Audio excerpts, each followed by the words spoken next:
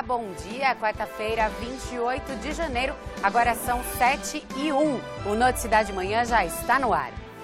Foi realizada no Fórum de Sorocaba nesta terça-feira a segunda audiência do julgamento do caso Fábio Rattori, o jovem que atropelou 12 pessoas no ano passado na rodovia Raposo Tavares. Parentes e amigos das vítimas realizaram protesto no local. Patrícia é mãe de um dos jovens que sobreviveu ao atropelamento. Ela comenta sobre a falta de assistência do motorista. Nenhum advogado chegou na nossa casa para perguntar se a gente precisava de alguma ajuda. Meu filho gastou muito dinheiro com suplemento, porque ele rompeu toda a musculatura, então foi muito dinheiro mesmo que a gente gastou. Não é justo que esse japonês nunca apareça aqui. O advogado de defesa justificou o não comparecimento de Fábio Rattori. Em virtude de um pedido formulado pela defesa, precisamente na pessoa desse defensor, o qual o Ministério Público concordou e a juíza deferiu. A audiência durou aproximadamente 1 hora e contou com 2 testemunhas convocadas pelo Ministério Público, todas elas presenciais, ou seja, que estavam no local do acidente. Entre elas, Cleiton Bonetti, o motociclista que prestou os primeiros socorros às vítimas e também ao acusado, e Ana Carolina de Barros, a jovem que estava no grupo, mas não foi atingida. O acidente aconteceu na madrugada do dia 6 de abril do ano passado no quilômetro 107 da rodovia Raposo Tavares. O motorista Fábio Hiroshi Rattori, na época com 27 anos, morador de Sorocaba, voltava de uma festa em Itapetininga, quando perdeu o controle do veículo e atropelou 12 pessoas. 6 delas morreram. Ao final dos trabalhos, a acusação demonstrou satisfação. Da parte jurídica, que está demonstrando realmente que o acusado realmente foi negligente, imprudente, realmente, e cometeu a imperícia também. Deverá ser condenado realmente, pela justiça para pagar o seu crime. A juíza Daniela Querubim convocou para o dia 14 de abril uma próxima audiência terceira. Para essa nova etapa, serão intimadas 8 testemunhas de defesa. É realizada neste momento uma manifestação no Parque das Águas, em Sorocaba. Sindicatos filiados à Força Sindical protestam contra as medidas provisórias publicadas no final do ano passado pelo governo federal que prejudicariam os trabalhadores. A Polícia Militar acompanha o ato. Mais informações no Manchetes Noticidade. 7h06. Em Sorocaba, uma clínica de psiquiatria foi invadida no centro. O local ficou completamente revirado. E foi preso em Jundiaí um homem suspeito de fazer parte de uma quadrilha que praticava fraudes bancárias no interior do estado. A prisão foi durante uma operação do GAECO de Campinas e Piracicaba, em conjunto com a Polícia Militar. Além deste suspeito, outros 9 foram detidos em Limeira, região de Campinas, e Araraquara. A organização é suspeita de usar empresas que não tinham fôlego financeiro para fazer empréstimos bancários. Segundo o Ministério Público, eles conseguiam realizar as operações com o apoio de um fraudador que ficava responsável por adquirir documentos e nunca quitavam esses empréstimos. Os sócios das empresas não eram localizados pela Justiça para a cobrança dos débitos.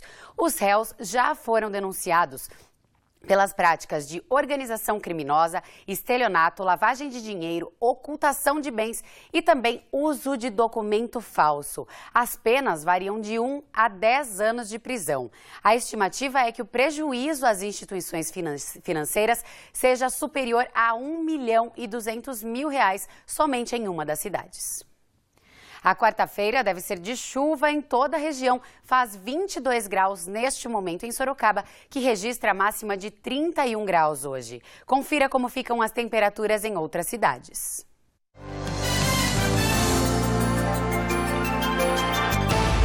Em Piedade, as temperaturas variam entre 18 e 30 graus. Capela do Alto registra a mínima de 19 e máxima de 32. Mesma máxima prevista para Jundiaí. Em Itapetininga, a máxima é de 31 graus. Olha, e com a chuva, a água fica acumulada e isso pode virar criadouro do mosquito da dengue. Então, o Noticidade de Manhã faz um alerta para o risco de proliferação do Aedes aegypti. A Prefeitura de Sorocaba faz uma operação contra a dengue. Mais de 9 toneladas de possíveis focos foram retirados de casas na região do bairro Nova Sorocaba. Isso em 2 dias de operação.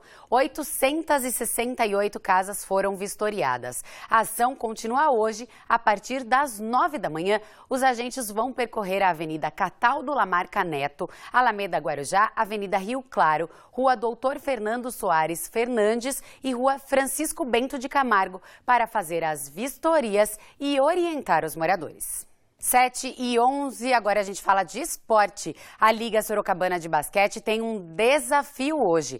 Depois de uma série de derrotas, a LSB enfrenta o Rio Claro às 8 da noite na casa do adversário. A partida é válida pela 18ª rodada da fase inicial do Novo Basquete Brasil.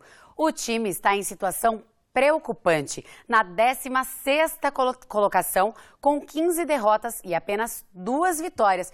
Boa sorte e força ao time. Atenção, consumidor, janeiro é o mês da compra de material escolar. Se você ainda não fez, fique atento. O Procon de Jundiaí divulga a lista com a variação de preços nos estabelecimentos. As listas de material escolar lotam uma pasta de arquivos nessa papelaria no centro de Jundiaí. A expectativa aqui é vender 15% a mais em relação ao mesmo período do ano passado. E realmente aumentou bastante, porque nós temos, segundo a pesquisa do Procon, nós temos um mix, dos mix consultados nós temos a maioria e os preços são bem mais acessíveis dos nossos, né? Para ajudar os pais, o Procon de Jundiaí fez um levantamento que aponta a variação de preços. É o 3º ano que nós fazemos esse tipo de pesquisa e ela mostrou claramente que existe a diferenciação de preços entre estabelecimentos, o que por si só já viabiliza que esse consumidor busque fazer uma pesquisa para reduzir os custos e ter maior qualidade nos produtos. São 135 itens verificados em 8 lojas. A caneta marca-texto em uma papelaria custa R$ 1,65. Já na outra, o valor chega a R$ 7,63. A lapiseira varia de R$ 1,40 a R$ 4,00. A lista com preços e estabelecimentos pode ser conferida no site do Procon e olha que tem muitos pais atentos. Em um local só, onde poderia conciliar quantidade, né, a variedade e preço. A gente é de Jarinu e aqui em Jundiaí o preço é menor mesmo. Sempre bom pesquisar. O Noticidade de Manhã fica por aqui. Eu te espero às 12:50 no Manchetes Noticidade, com outras notícias da região. Até lá. Tchau.